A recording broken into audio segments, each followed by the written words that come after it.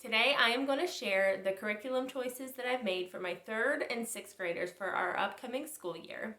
I'm going to share our individual subjects as well as the things we plan to use for our family subjects. I'm also going to talk a little bit about what we used last year and if we're making any changes, why those changes are being made. Hey, I'm Lindsay and welcome to One Praying Mama. My desire with this channel is just to encourage you, let you know you're not alone, and help you along this journey of homeschooling and raising our kids to love and follow God. We used ACE PACE for last year for our math, and my kids started out at the 2nd grade and the 5th grade level in their PACEs, and we actually transitioned into the next level. Their PACEs are just 12 workbooks for each grade level, and they're very easy for kids to work through on their own with minimal help, and they flew through some of them. This school year we have worked on 3rd grade and 6th grade levels for them, and we are going to continue that and finish that out. My oldest daughter has expressed wanting to try something different maybe after she finishes this level of math, so maybe partway through the year when she does finish this level, we'll look into something different for her. The way it works is each level has a little test booklet in the middle of the curriculum book. So you just take that out when you give them the book and they work through the book. And when they finish the book, you give them the quiz, and then I just keep the quizzes after they've completed them. In order to finish a grade level in a year with these PACEs, they recommend completing 1 PACE every 3 weeks. My younger son, his PACEs were 35 pages, where my older daughter, her PACEs were 43 pages, and then I think when she moved up to the 6th grade level, it was more like 49 pages. This worked really well for us, and for the most part, we liked it. So that is what we are going to continue using next year. Now for language arts this past school year, we used master books, and they liked it, but they got a little bit bored with it. It seems very repetitive. They did kind of the same thing each day, each week, and just maybe like a different concept or something was being taught, but it was very repetitive. And while they kind of liked it, they also kind of got bored with it.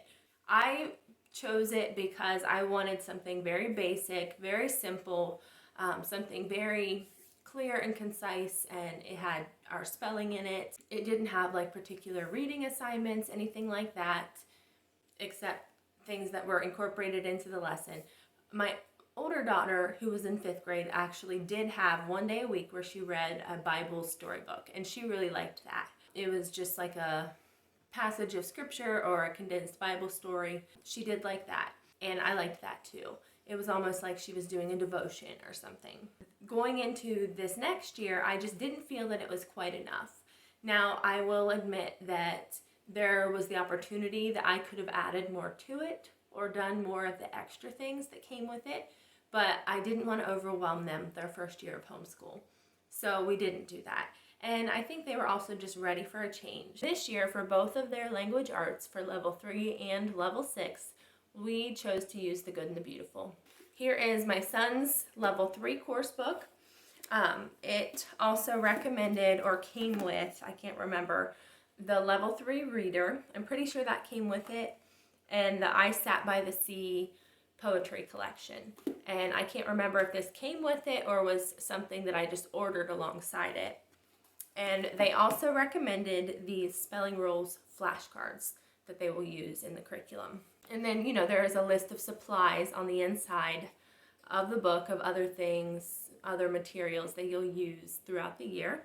Here is my daughter's level 6 course book, and it came with the level 6 reader and the answer key. And then it also recommended she will read partway into the year Little Lord Fauntleroy. And I was able to purchase this book on the Good and the Beautiful website. It also recommended these geography and grammar cards that she will use. So that was a separate purchase from the Good and the Beautiful website. And I will link all of these things down below. I felt like this was a very affordable curriculum still, Master Books was more affordable. It was less expensive, but overall, The Good and the Beautiful this year was slightly more expensive, but not very much. I still feel like this is a very affordable curriculum. Another thing about The Good and the Beautiful is art is incorporated into the language arts curriculum. Art instruction and art appreciation. So one thing that I will have to purchase for my daughters is chalk pastels. So she is really looking forward to that. At the end of the school year, she said she wants more art next year. And I'm not the most artistic person, so I like the idea of having her art just kind of built into her language arts, and we'll still be able to do other art projects or whatever here and there throughout the year, but she'll be able to get that on her own.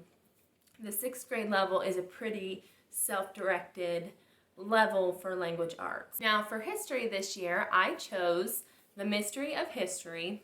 This is volume 1. It is a 4-year history course. Each volume, each year, covers like a different time period of world history. And my daughter is super excited about this because she's very interested in learning more about ancient Egypt. So ancient Egypt will be covered. This is a 36-week setup, and it's set up to do 3 lessons per week. So I think that's pretty manageable. Obviously, you can tailor the curriculum to fit your family's needs. I ordered the package that contained the Student Bible Atlas and this historical atlas of the world. And it also has a download for the teacher's manual. I don't think they sell the teacher's manual any longer in like a hard copy. I believe it's all downloadable. So I have that, and I will be downloading that and binding it for the school year.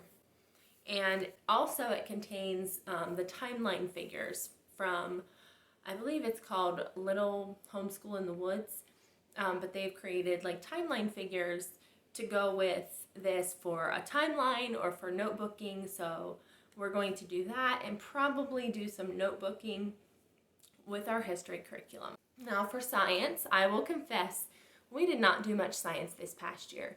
We started the free marine biology unit from The Good and the Beautiful, and I will link that below as well. And we didn't start that till probably March, maybe April this year. I didn't want to do too much right off the bat with the kids. We focused in on our history and our basic subjects, and we kind of left our science experiments to Homeschool group. We did a few science experiments through there, and we still have, I think, 3 lessons that we're going to finish this summer. But I did like The Good and the Beautiful, their science unit. Like I said, I downloaded the free marine biology unit that I printed off myself, and I do feel that in the future I would like to order their hard copy science units. Most of them are also downloadable, and you can just print it yourself. But I feel some of the things in it, it would be beneficial to have the right paper and that kind of thing. So that is what I plan to do.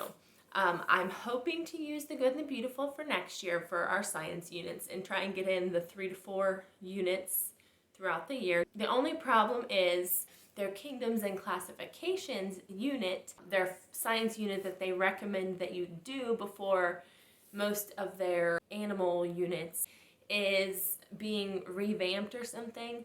So the only copy available is a downloadable copy. So we will probably just make do and get through that so we can start our Kingdoms and Classifications, and then we can move on to the other science unit.